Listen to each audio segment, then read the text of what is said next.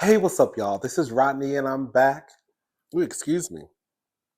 And I wanted to come in and run my mouth and talk about the mess. All right, y'all. So I'm still kind of under the weather. My throat is still kind of bothering me just a little bit. So we can't do a lot of, I like to do a lot of extra sometimes.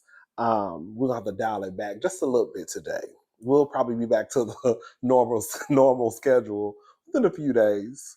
Um, I was not even going to talk about this because I really didn't care. But once I saw the reaction um, um, online, I was like, once I start to feel better, I just want to chime in just a little bit and give my, just give my thoughts. So this is according to the Jasmine brand and the Neighborhood Talk. So actress Tracy Ellis Ross recently opened up about her dating life with Michelle Obama and her brother Craig on their IMO podcast. According to the former model, she finds younger. Tracy was a model? Tracy was a model?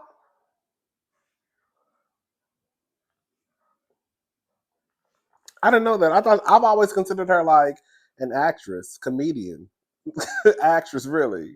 Anyways, I don't know.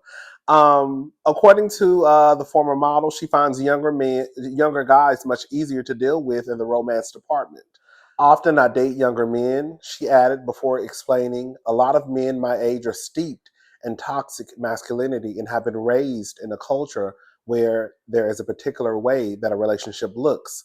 The 52-year-old added that she's been in relationships with those types of men in the past and has no desire to do that again. Ross added that she finds younger men tend to be more open and less traditional. Is Tracy speaking facts? And also the neighborhood talk added in a recent episode of Michelle Obama's podcast IMO, co-hosted with her brother Craig. The girlfriend star shared details on dating in her 50s and how she copes with being single, professing and experiencing grief sometimes, but would rather be alone than be mismatched. I still wouldn't want the wrong partner. You have to make my life better. Expressing how she's not interested in just being in a relationship just to be off the market. She stated that when she's feeling emotions of sadness and grief, she reflects on the life that she's been able to cultivate by herself, for herself, by herself. Ross reflected on the courage she's had to have as a single woman with no one to hide behind, firmly stating, "I must be where I'm supposed to be," reiterating that she has a rock solid support system filled with friends and family.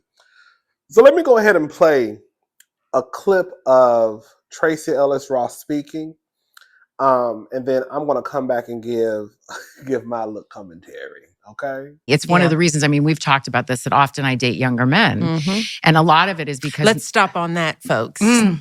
Oh my God, we had a great dinner. We had a great dinner, by the way, where across the table, your husband goes, "But why?" And I said, "Well, maybe because I can." Yes, Parish. This is what I'm saying. Tales from Tracy's... It's fun. It's very fun to share. Tracy tale. But you date a younger woman. But one of the reasons, though, that... Because I had to ask myself that question. I was like, what is this about? Yeah. Because I want a partner. And so often... And it's not just that I'm older, I'm also very embodied. I am a full, very whole person who knows myself, who is in charge of my life, and who lives a very full, just robust life. So it's not just age, it's like life experience and sort of a difference. But I had to ask myself the question, why? Why does this keep sort of coming up other than they're hot and gorgeous? There's that. There's that. But a lot of men my age are steeped in a toxic masculinity and have been raised in a culture where there is a particular way that a relationship looks. And anything that starts to smell of that for me, I did enough of it where I was controlled and felt like I was a possession or whatever those things were, or prize, I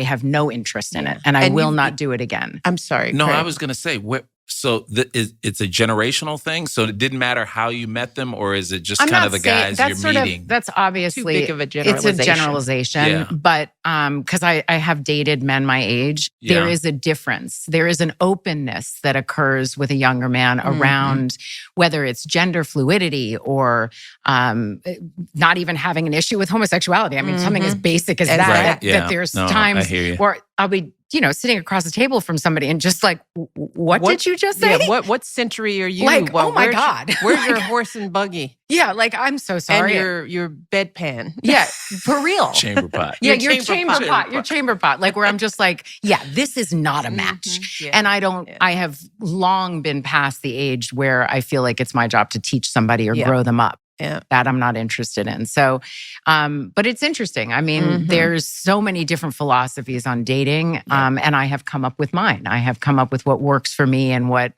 makes sense for me and what feels safe for me. Yep. I mean, like, I'm not on dating apps. I have friends that have great success with dating apps, but that's just not something I'm comfortable with. So you're meeting folks in the wild then? That's the only way for me. Or someone sets me up, or I meet them at an event. I meet someone. It's usually people that also have a level of recognition that they have as much to lose as me to a certain extent. I don't know. I mean, I haven't had great luck lately, but I do have to say I'm moving up on what it is that I'm looking for as a match. Yeah. I've had some doozies. Yeah. But it's just, I just love watching your life because you were modeling so many things, the next phase, how many versions of ourselves we can become at all ages in life, and how to build the life you want. Yes. Not the life that somebody told you were supposed to have. And let me tell you, I told you this about the girls, and Tracee, just like, she mentors the girls, she's always there for them. But trying to make sure that I am not subconsciously sending them these messages about what their life should look like. Even like when you ask, are you dating anyone? I mean, that's something that we ask young people in their 20s, you know, the whole thing about weddings, we talk a lot about that. Yeah, it's just like the pre-proposal and the bachelorette and the pre-honeymoon and then the 3 wedding dresses and have you thought about the amount of money, your 32 list items of who you want to marry, or are you more busy picking out your photographer? Okay, so you just heard Miss Tracy Ellis Ross. So this is what I have to say, and y'all correct me if I'm wrong. This to me is an example of what I think when I hear women say about decentering men. I don't think that when a woman, correct me if I'm wrong, when a woman says they're decentering men, that doesn't necessarily mean that they don't want to be in a relationship. It just means that, girl, all the traditional things that we've been taught, the things we've been taught about just being in a relationship, basically making a man your world, girl, that's not me. Girl, count me out. If I run into a nigga and he cool, then we can see what it do. But past that, girl, my life doesn't revolve around a man. And I feel like that's what I'm getting from Tracee. Like, I go on dates, I date. However, if it happens, it happens. If it doesn't, it doesn't. I'm not changing my stance just to be in a relationship. That's the first thing.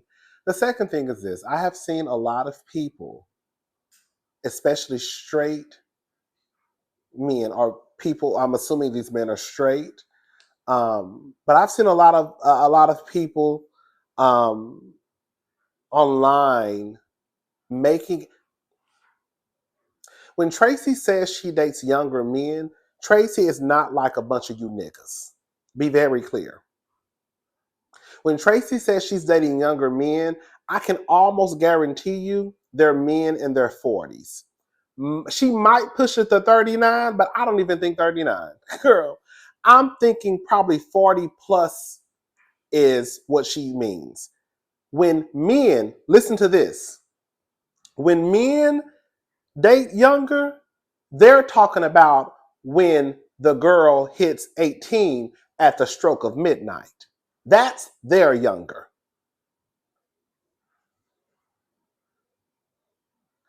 You have more examples, and we'll just keep it on us in the celebrity world.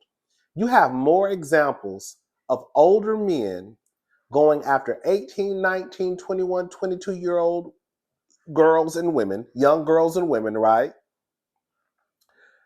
Than you can compare to the amount of celebrity women who go after 18, 19, 20, 20, you know what I'm saying? Young boys, young men. You could count Drea, but and as trifling as Drea appears, he ain't got teen attached to his name. The boy was still 21, 22, I believe. We can look at Aisha Howard and Anthony. She 37, I think he 23. So there are some examples out there of older women dating, going after these younger men, right? Young men, young boys, whatever you want to call them. 18, 19 to me is not grown. I know it's legally grown, but 18 to me. And it may just be the fact that it has teen attached to the age. 18 and 19 is just...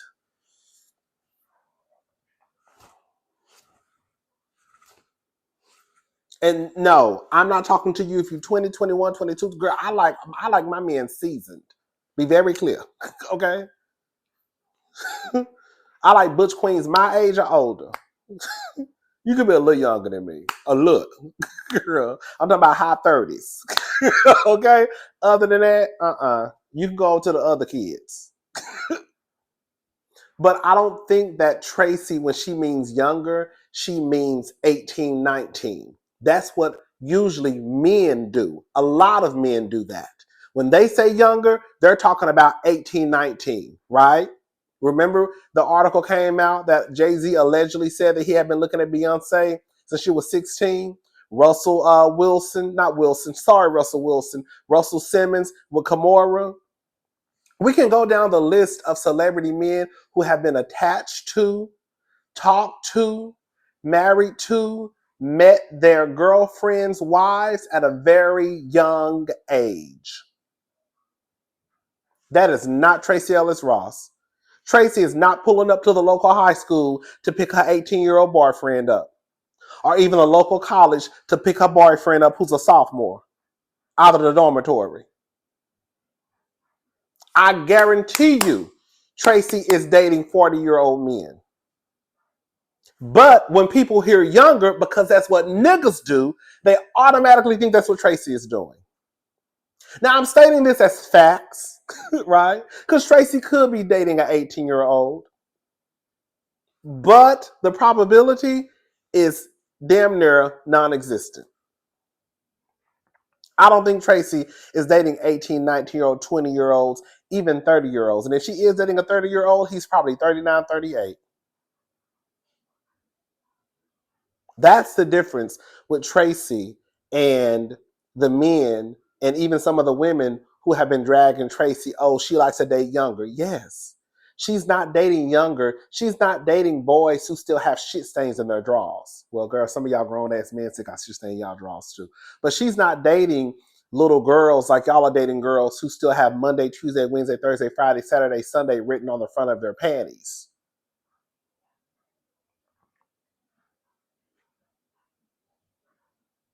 Right?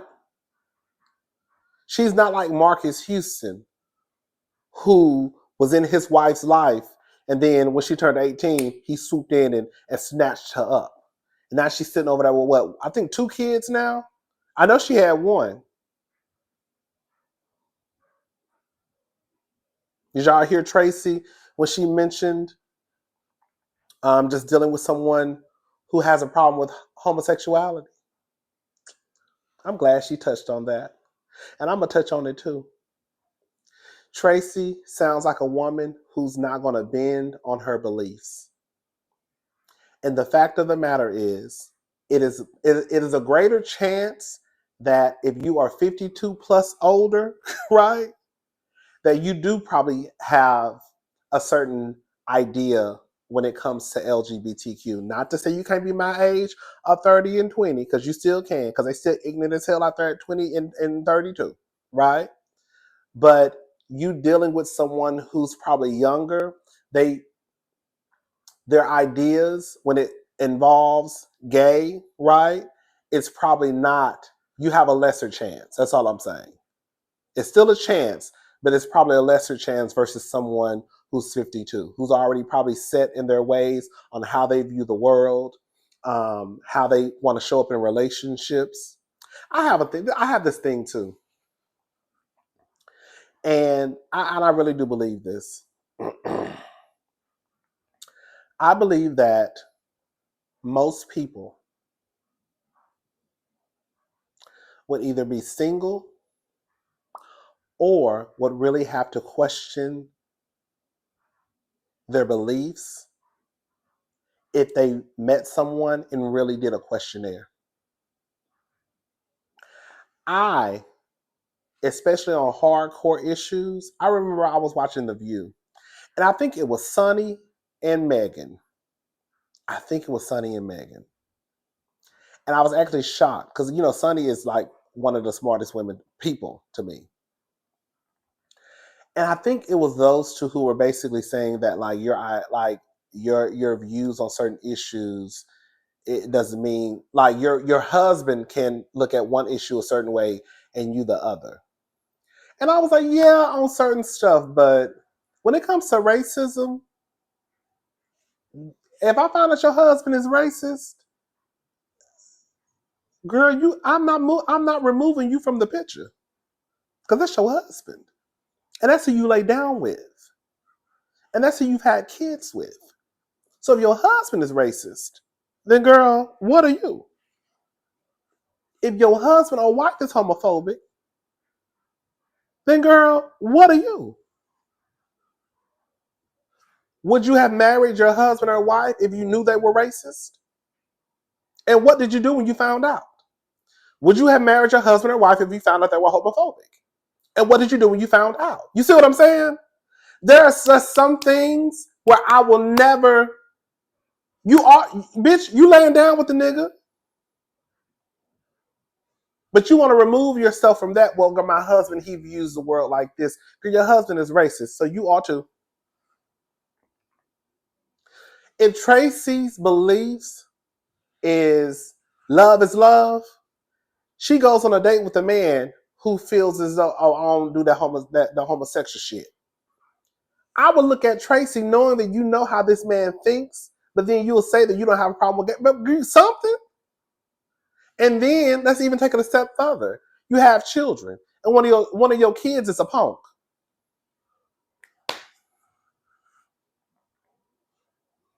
I really want people to really start having hardcore questionnaires when they meet people.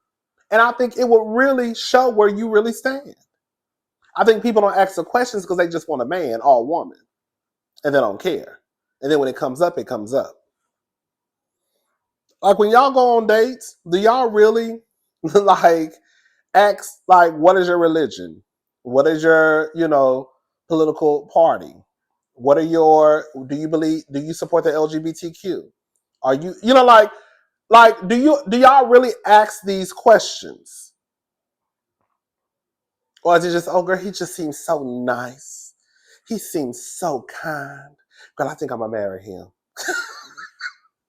And then you have a son, and then he's a punk, and then your husband beating on your son.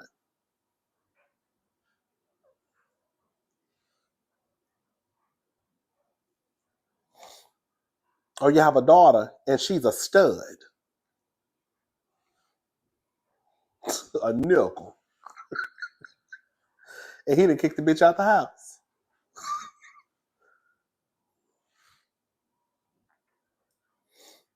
But you would know where your husband or your wife stands if you already knew before you got involved with them. I think that people need to start asking these questions. I don't think that Tracy said anything wrong. And I think that the women and the men who came after Tracy, especially the men, that's who she's talking about. She's talking about y'all niggas. That's why she don't fool with y'all. She would rather date a 42, 43. And I remember Tracy being in a relationship with Akon's brother. And I think Akon's brother, I looked it up today, I think he's 43. Tracy's 52. And this was years ago. So he was in his 30s and she was in her 40s. That's the age. It's a nine years younger. How old is that? Nine age. What is it called? A 9-year age difference, right? It's not 18, 19. It's not even 21, 22. Maybe it's not even 25, 26. Maybe it's not even 28, 29, 30, 31. I bet you it's 40. And again, if we even get down to the 30, it's probably scratching on 40. 38, 39. I love Tracy Ellis Ross.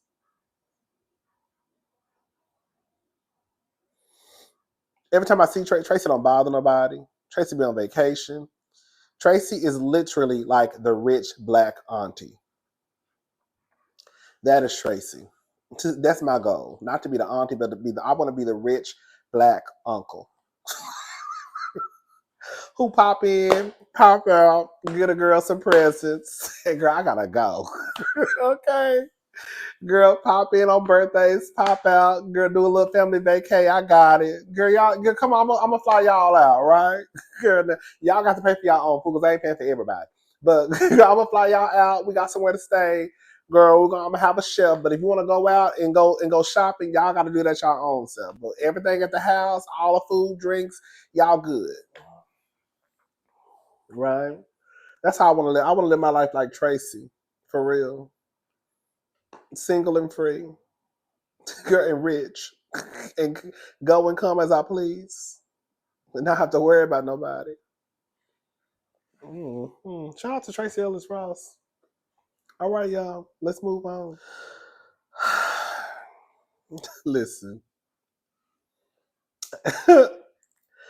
You know, believe it or not, in some scenarios, and don't roll your eyes at me, but I sometimes, especially when it comes to men stepping outside of their relationship, I know how these men can be, and you never know what they're telling these women or men.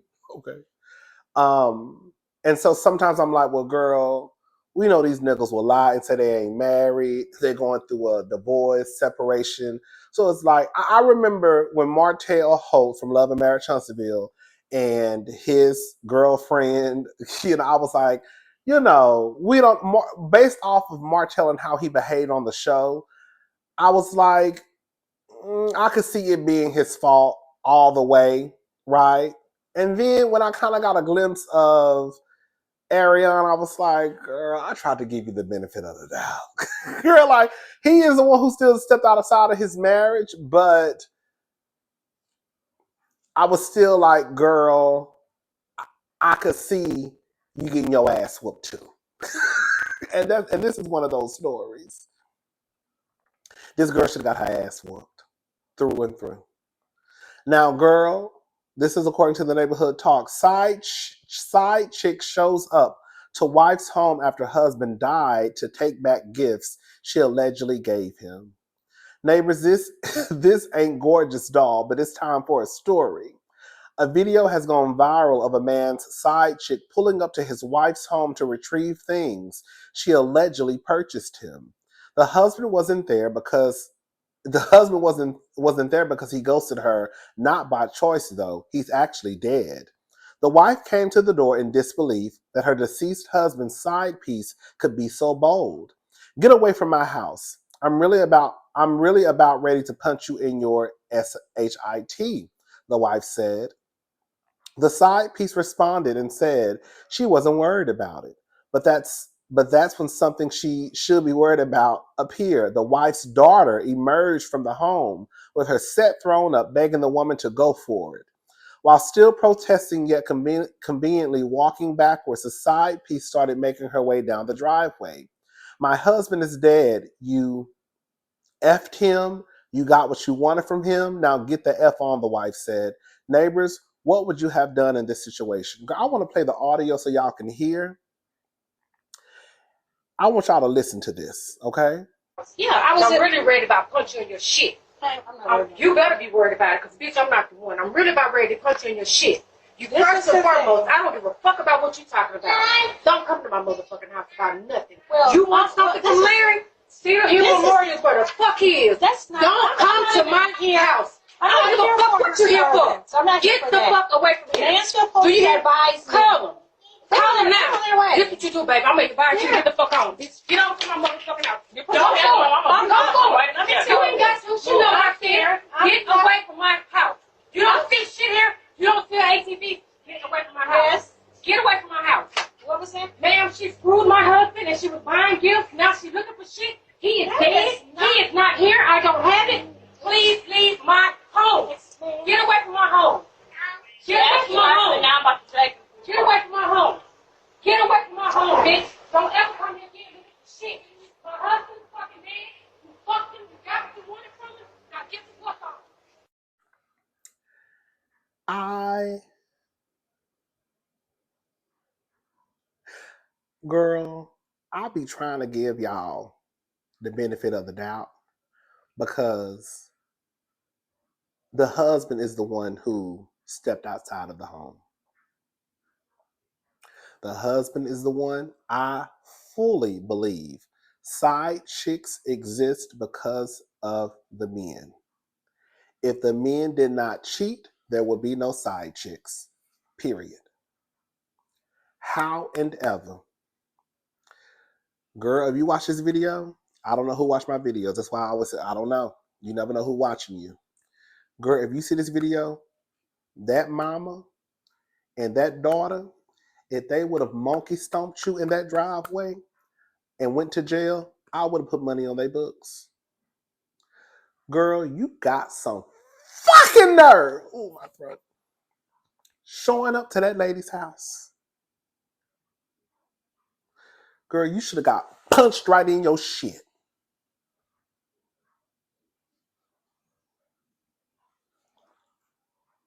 Girl, you should have got your ass whooped. No, for real. Girl, you're showing up at my house? Girl, you're showing up at my house talking to me about a dare nickel. On top of that,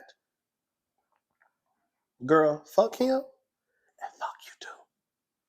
And if you don't get from my door, you're going to get fucked up. That lady showed a lot of restraint. And I'm glad they didn't really two-piece her the way they could have, because the little boy, the little baby, I don't know if that was a boy or a girl, but the little baby was walking outside. But if they would have, I would have completely understood. Do you know how much balls and dick and pussy lips you got to have between your legs to go? Can you imagine you in your house minding your business? Girl, your husband dead. You don't give a fuck about that nigga. That nigga was probably sorry anyway. Hello, girl. And you like, girl, who is that, Keisha? You know everybody named Keisha to me. Keisha, who is that? I don't know. Let me go answer. Sit right here. Watch the baby. Let me go answer this. Girl, I know. Hold the fuck up. You looking through the peephole. Girl, I know that's not that bitch. And my motherfucking bitch, is that bitch? You open up the door and it's her. Talking about I want my gifts back that I bought him. Girl, go ask him for the gifts. Go ask him for it. Matter of fact, you about to be laying beside him if you don't get your black ass off in front of my door. Whatever you need, you better go get it from him. Because I don't have it. Because she should have got her ass whooped. And that's just what it is. She should have got whooped. Girl, it's bad enough. And I bet you in this situation, girl, with her knocking on that lady's door, that was a bold side hoe. I bet you she was probably calling that lady's phone. Girl, I bet you that girl was hell on wheels and that nigga was alive. I bet you she was.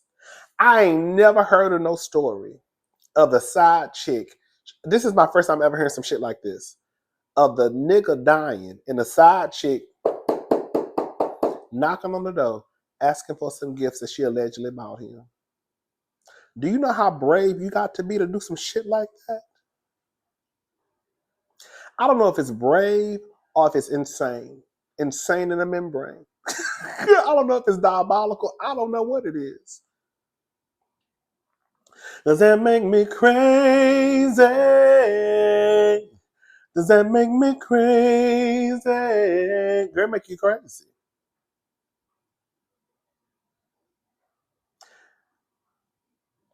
Girl, you best to be glad your family ain't walking around here with your picture on a t-shirt. Talking about sunrise. Girl, 1989, sunset 2025.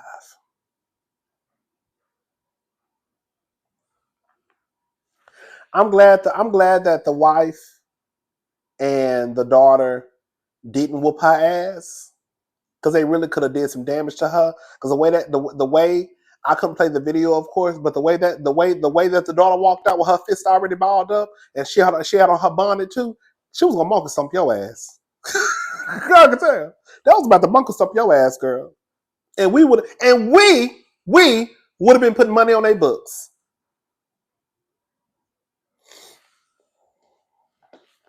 Girl, y'all hoes be too brave for me. That's why I say it's a new side hoe that emerged, and I don't know when it happened. I don't know when it happened. It's a new side hoe that emerged, and I don't know when it happened.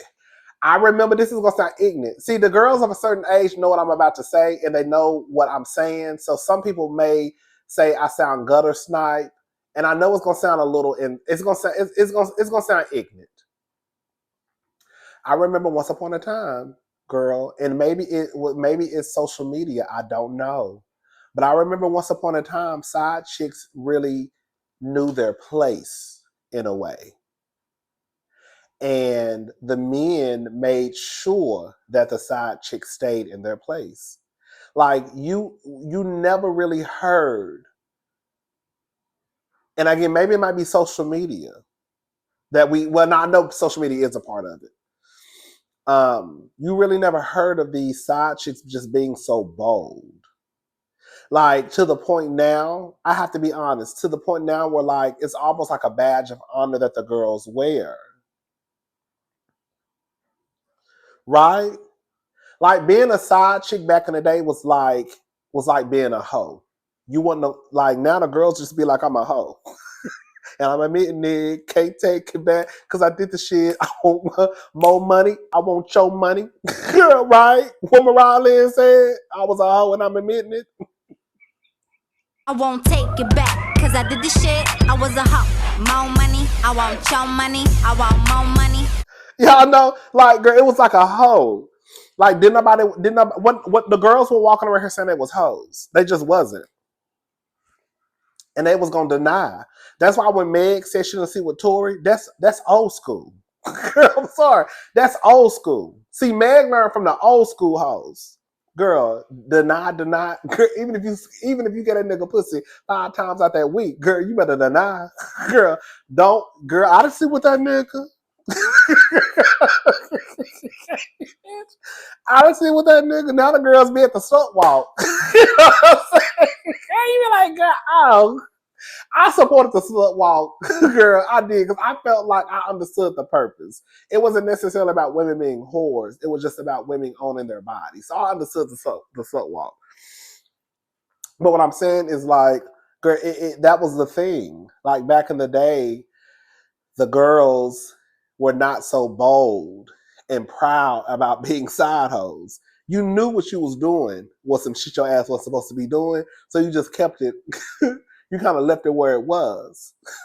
Even if you fucked around and had a baby by that nigga, it's kind of like, girl, it is what it is. I had a baby by a married man or a man in a relationship. Ain't nobody gonna ever know.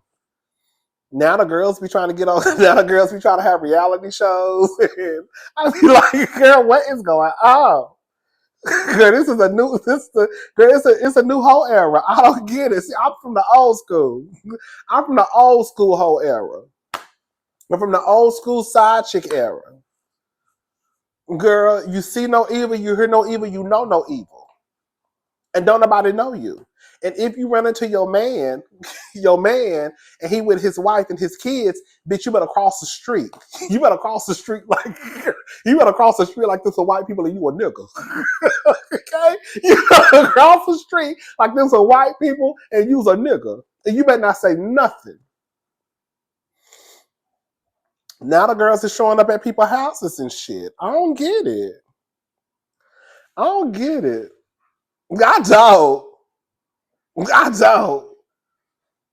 don't.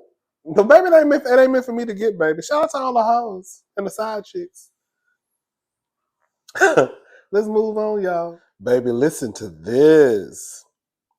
This is according to TMZ. Oh, Dorit and PK. Dorit Kemsley. Now I'm done with PK. Files for divorce. This is excuse me. I'm sorry, y'all. This is an exclusive. Dorit Kemsley will not be reconciling with her estranged husband. She's filed to divorce PK, and it looks like a custody war could be brewing, TMZ has learned. What custody war? Girl, no custody war brewing, girl. Because Dorit already told us that he's a bad daddy and he only see the kids on Saturday nights. Girl, when he's in town. Girl, he don't want, girl, he do not want them kids. Girl, a bad daddy. This is what came out of her mouth. He's a bad father, and he only see them kids on Saturday nights. Girl, not even a full day. Saturday nights, if he's in town. What custody war?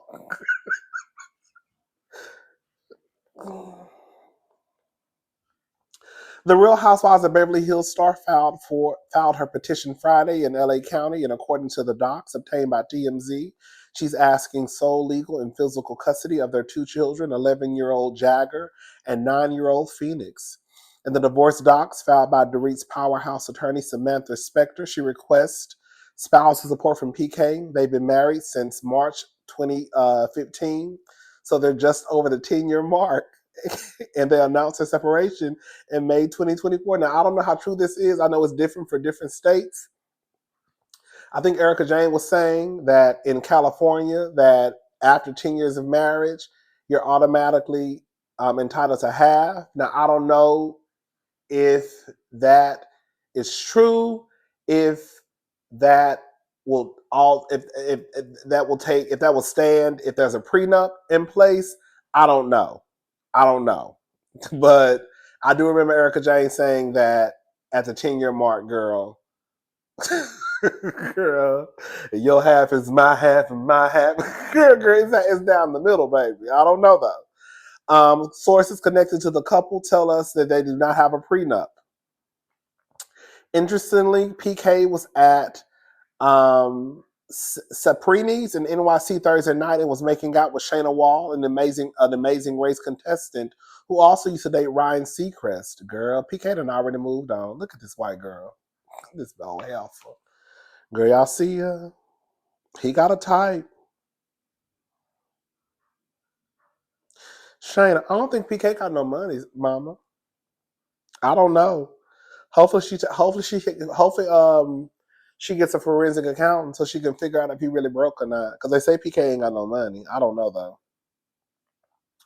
On the show, PK and Dorit frequently argued about his boozing, and he admitted having a problem. She also told him his alcohol used to make him a bad father, which could explain her request for sole custody. PK has recently said he's been sober for more than a year.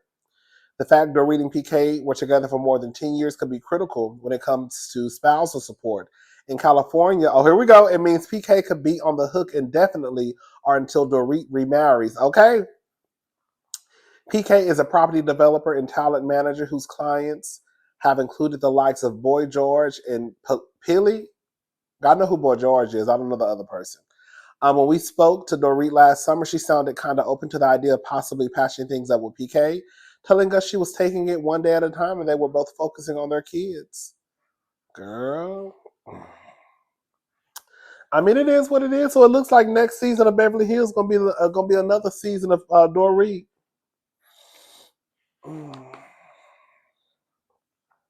We're not surprised. Shout out to Dorit. Hopefully she can walk away. Hopefully, you know, if PK is over there hiding pennies somewhere in the Cayman Islands, girl, wherever they hide the money at, hopefully she can find it if it's something to be found, right? Shout out to Dorit and PK. All right, y'all, let's move on. Okay, so this was reported yesterday, and I also have an update.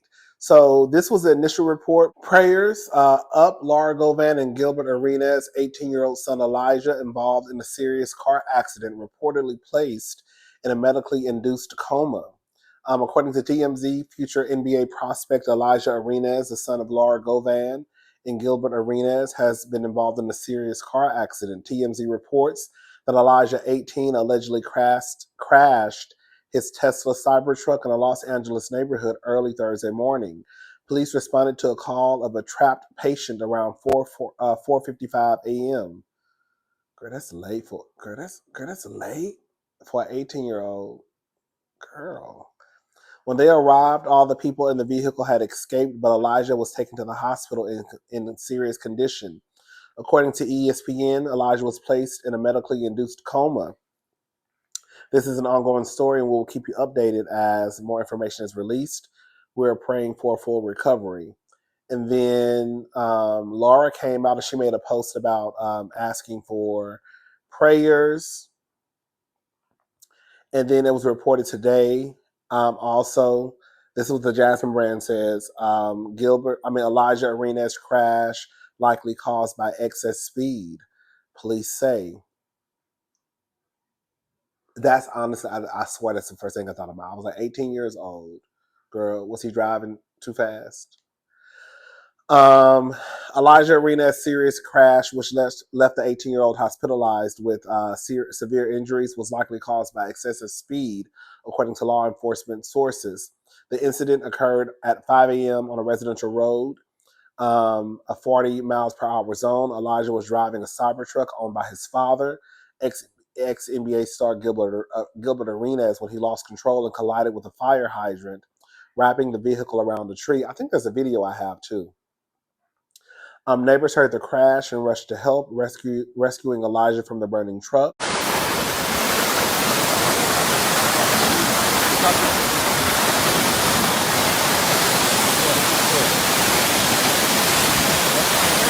Around, to be honest,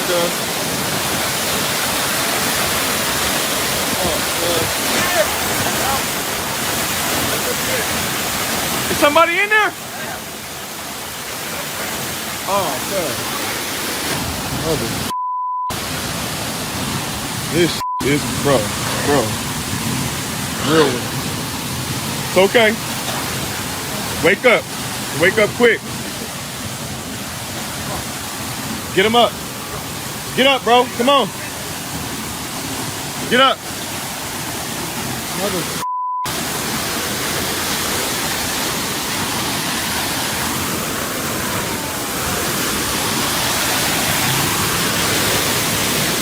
There was only one person in the car, but please double check. Please check first. He was in the car.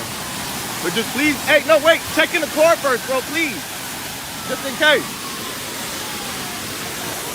Y'all do y'all thing, bro.